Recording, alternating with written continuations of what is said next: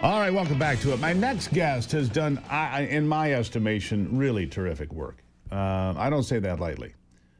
In politics, I would probably be a little impatient. I might lose my temper a bit, but this guy usually has a good disposition, a smile on his face, and he is working in a difficult environment, to say the least. He is the Speaker of the Michigan House, Matt Hall. Matt, nice to have you back on the program.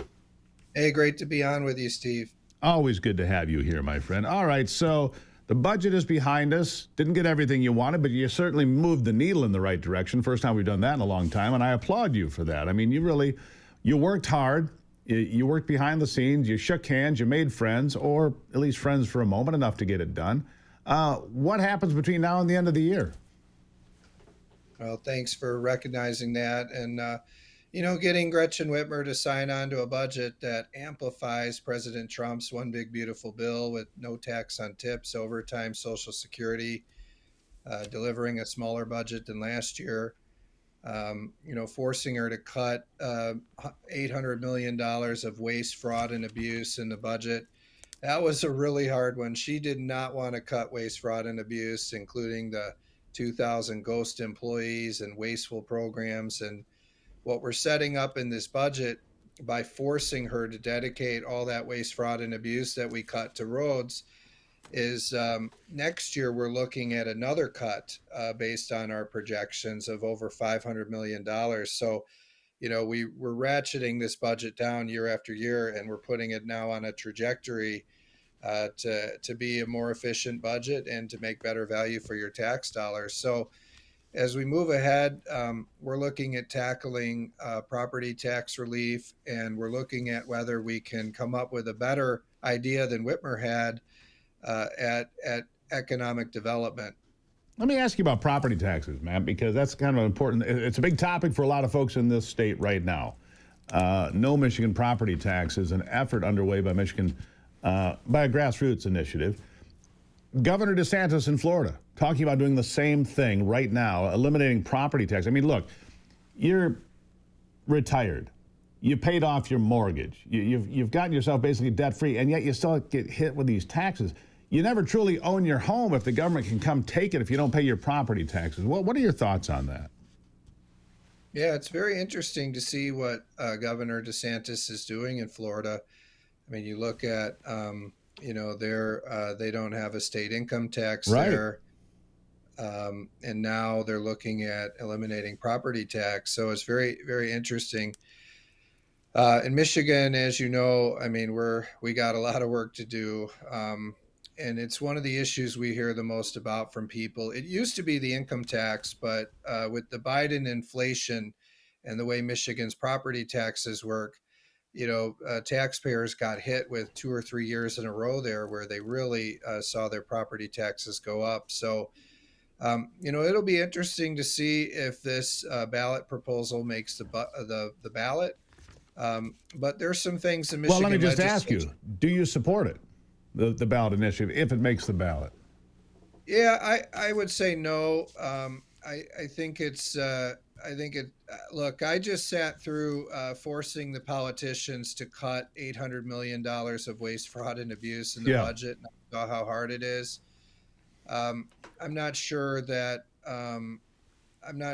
we should go as far as eliminating property tax in Michigan, but I do think we need to significantly reduce property tax. And that's why we're working with the House Republicans to forge consensus and put something forward that's going to eliminate some property taxes and also ensure that we don't see the increases anymore. I know another policy that Governor DeSantis recently put in place was ending this pop-up tax, where you sell your home and the next person pays a much higher tax than you did. I mean, that's one reason that happens here. That happens everywhere. You're right. Yep. So seniors, they're moving into a new home. They get a smaller home and their property tax is much higher. Doesn't make sense. Right. So we're looking at things like that, but not quite a full repeal.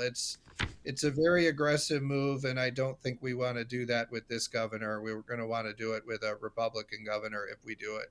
All right, we'll see what happens with that. I think the property tax should be reduced or eliminated. That's kind of where I agree with you. I don't know. We'll see if it makes the ballot first to see what kind of traction it gets. Speaking of the midterms, I just saw a remarkable number. $950 million is what is being projected to be spent on the midterm elections just in Michigan. Almost $1 billion on advertising for the governor's race, the Senate race, the Secretary of State, the Attorney General, and then, of course, all the House representatives and senators across the state. $1 billion, Matt. I know Michigan's important, but that is a jaw-dropping amount of money, isn't it? Yeah, and the Democrats will outspend the Republicans. There's no question in Always my mind. do.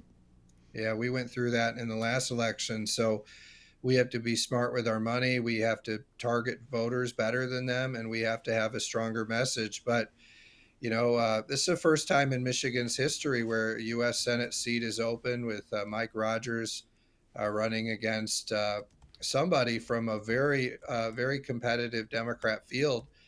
But it's nice, with President Trump's support, Mike Rogers has cleared the Republican field, and you've got, 4 or 5 Democrat candidates just seeing who can get the furthest to the left.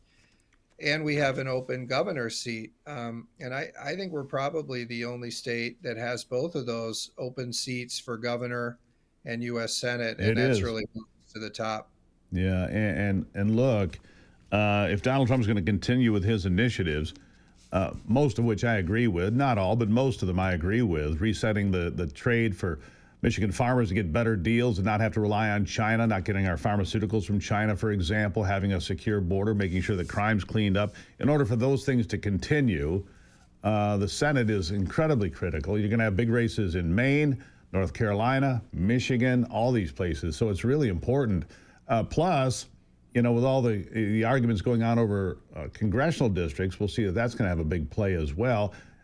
Just as important here in Michigan, isn't it? Yep. Yeah, we got some important races there. Obviously, we don't want to lose the U.S. House because then they'll just go and impeach Trump every day. Yeah. That's what Waste they're our going time. to do. Yeah. Yeah.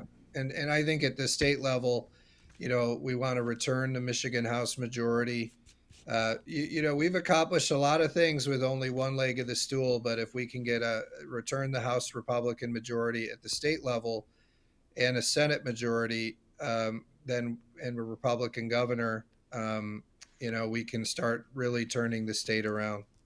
Matt Hall, always appreciate talking to you, and I do think you've done fine work. I mean, it's a difficult environment. Like you said, one leg of the stool, and you were still able to get many of your priorities across the finish line. So congratulations to you on that and getting Governor Whitmer to play as well. We'll talk again soon, Matt. Thank you very much. Thank you, Steve. There you have it. Speaker Hall, Michigan's House of Representatives. Look, he threaded the needle, and he got our budget down by, like he said, a few $100 million. Good step, but it's just the first step. As far as Michigan property taxes go, we'll see if that makes it onto the ballot, and then we'll see where people come down on that as they're collecting signatures. I'm Steve Gruber. When we come back, my lovely and wonderful wife, Ivy, will be here. You don't want to miss that after the break.